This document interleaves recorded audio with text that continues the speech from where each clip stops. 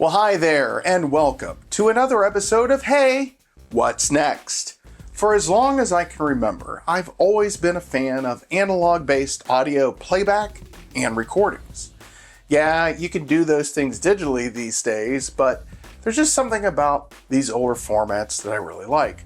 As a kid, while my dad would play music from records or cassettes, I would lay down in front of the speakers, close my eyes, and listen to the playback of the recording. Now, I'm always on the lookout for an inexpensive analog audio device, which have mostly been either cassettes or record players. While on the hunt for electronics during my antique excursion a few months ago, I came across something that fit the bill. An audio tape playback and recording device that wasn't either of these formats I have had before. And that's what we're going to explore during today's episode. The North American Portable Reel-to-Reel Player Recorder model number 678. This is What's Next.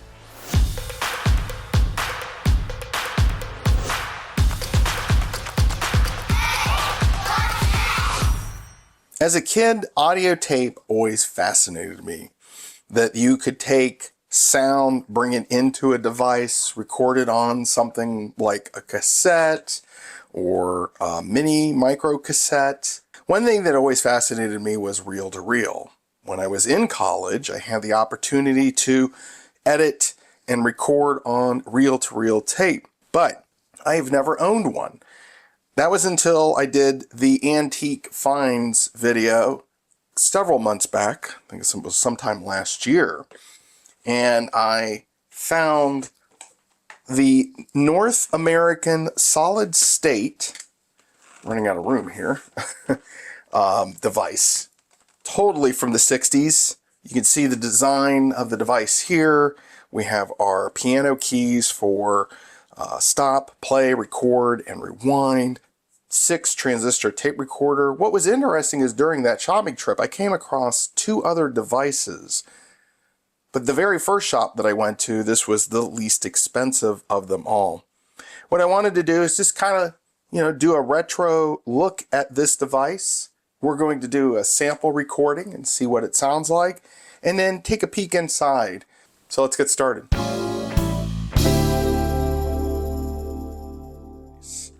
So let's see, how were they selling it? It said, tape it today for cherished memories of tomorrow. It says it's lightweight. Course, from something in the 60s, what was lightweight then is nowhere near lightweight today. Simple operation, push button control, speed control, separate plug-in remote microphone, a two-tone unbreakable case, and again they're pushing the 6 transistor tape recorder. North American Solid State model number 678.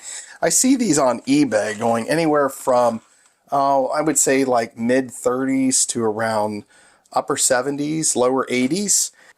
I did not pay that for this. Anyways, ideal for students, home, office, and travel. And it is a portable device. Let's go ahead and open this up. But here we got the price, $14.99. Way cheaper than what I've been able to find it on eBay for. This is a beefy boy. That's kind of a term that I love to use. It isn't that bad. It does have the carrying handle, and you can see it's very retro in that 60s design style motif. On the side here, we have the remote control for basically pausing and starting, microphone, and an earphone. This is not stereo, obviously. It's monaural. We have our speaker here. There are the keys and our volume control. So that's the unit. You get the microphone.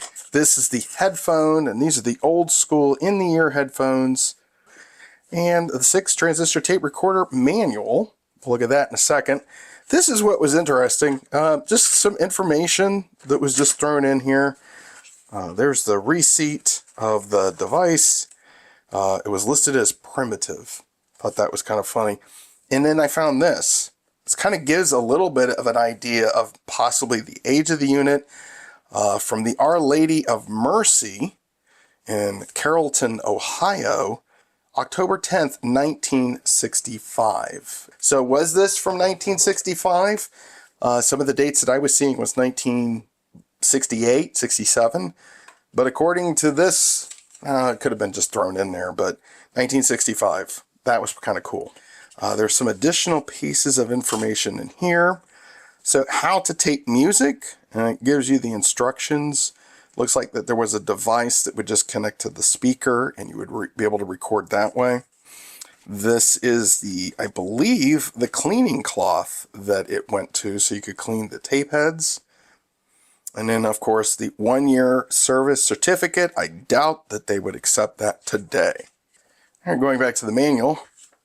So again, nice pictorial images of the unit, breaking down the names of the parts and the standard accessories. It did come with a 9-volt and 2C.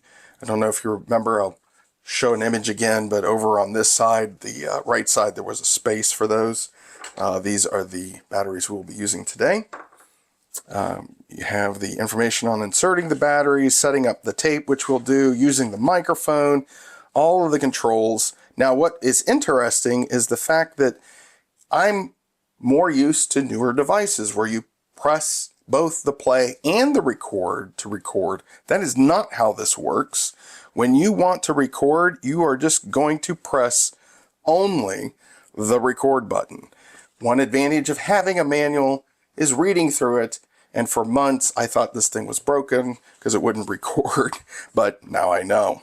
This tape recorder adopts double track recording system. When you finish recording the full length of the tape, take off the 2 reels and set them again, exchanging their positions, then you can continue recording again. So this will record on both sides of the tape. And there's the maintenance on cleaning the tape heads.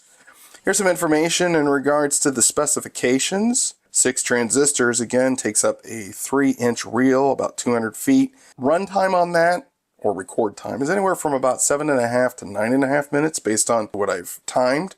It's DC bias recording. It is double track. Wow and flutter is less than 0.7%. Not great, but again, this was designed for recording voice, which is totally fine.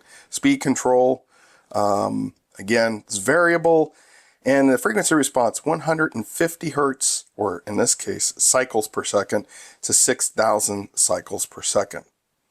And it has 1 micro motor, which hopefully when we take this apart, we'll be able to see what it looks like. And 12 hours battery life. Now, the one thing with this unit, so see if you get any electronics today that shows you the actual way that they built it in the circuit diagram. That doesn't happen anymore. And printed in Japan. So there you go. That's the information on the recording deck, and basically these 2 batteries are what's controlling the motor, and the 9-volt is what controls the playback and recording mechanism and the speaker functionality. All right, let's take a look at the tape deck itself.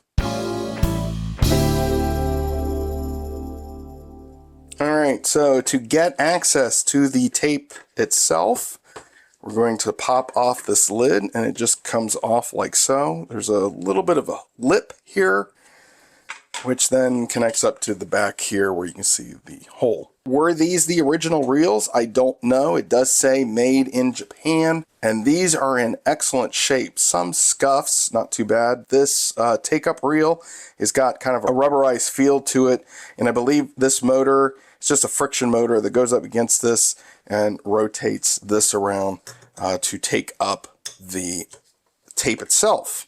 The reel goes in just like that. And then this is the reel of tape that it came with. And again, I don't know if this was the original reel.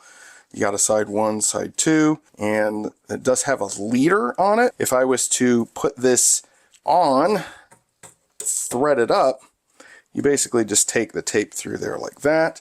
There we go. You can just rotate this around. We're all set and good to go. Obviously, we can't use it until we get some batteries in, so let's get the batteries in. There's our access panel. We are just going to put in the batteries. It looks like the positives for the C cells go this direction, so that goes in like that. We'll put this on like so. Throw this back in. And now it's locked.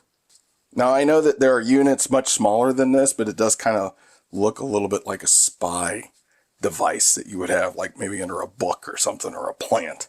Anyways, this up here is our variable control. You go slow to fast. With a 3-inch reel, this amount of tape, I was getting about 7.5 minutes on fast and about 9.5 on slow. So not too much of a difference. I don't know what the actual inches per second are on that. I have mine set into the middle. If I go ahead, I can go ahead and hit play, and it starts working. Now you're hearing the motor a little bit.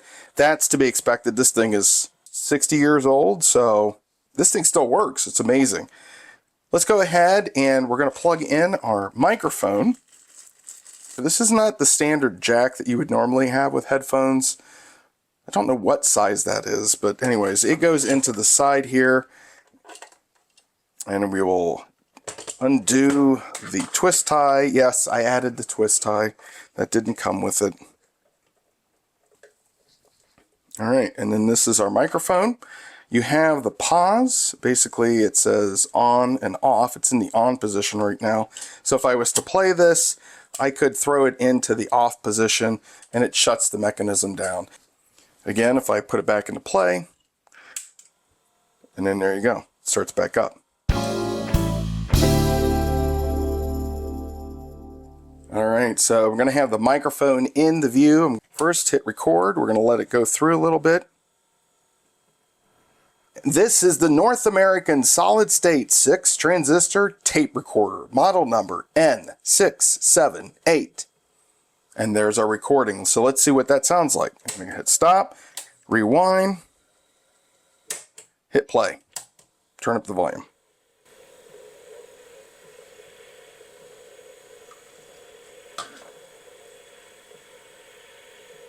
And it doesn't sound like it's working, and this is a problem that I have been having. As you can hear, it does record sometimes, but this unit itself, I think the microphone is getting a little flaky. So let's try that again and see if we can get this to work. Plug that back in again. We are plugged in. Hit record. This is a test of the microphone. This is the North American solid state 6 transistor tape recorder, model number N678.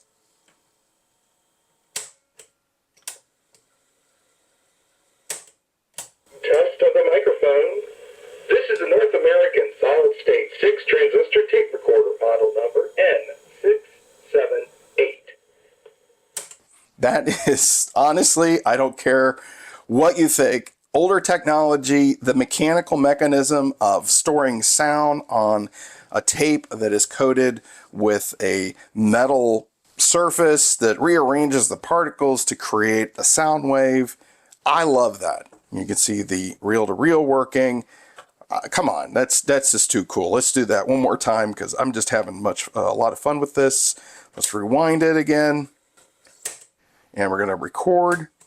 This microphone is equipped with a remote control system. Recording is controlled by the on and off switch on the microphone. This microphone is equipped with a remote control system. Recording is controlled by the on and off switch on the microphone. I'm going to pop these off, and let's take a look on the inside.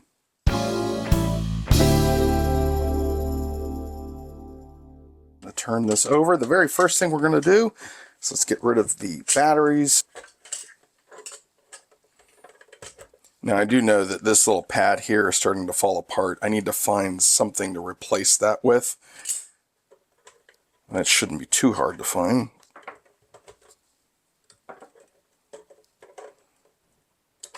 Looking at the bottom here, it looks like we have 4 screws, 2 at the bottom, 2 at the top. Now these screws are not very tight, which tells me maybe this had been opened at one point.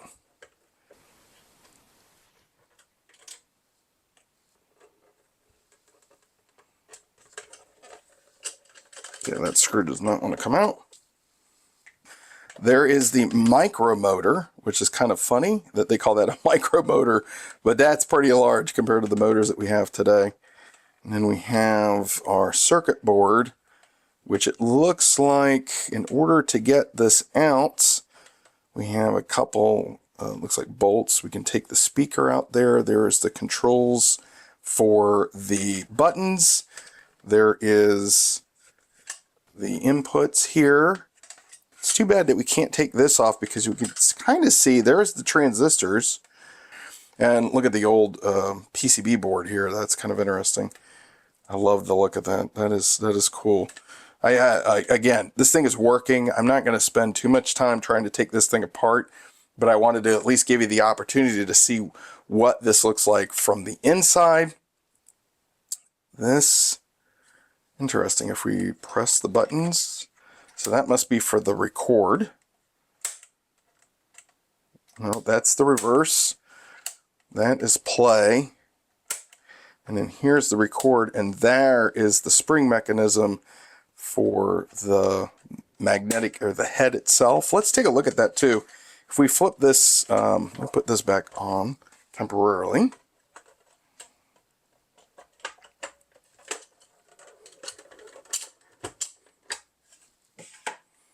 And we take this off.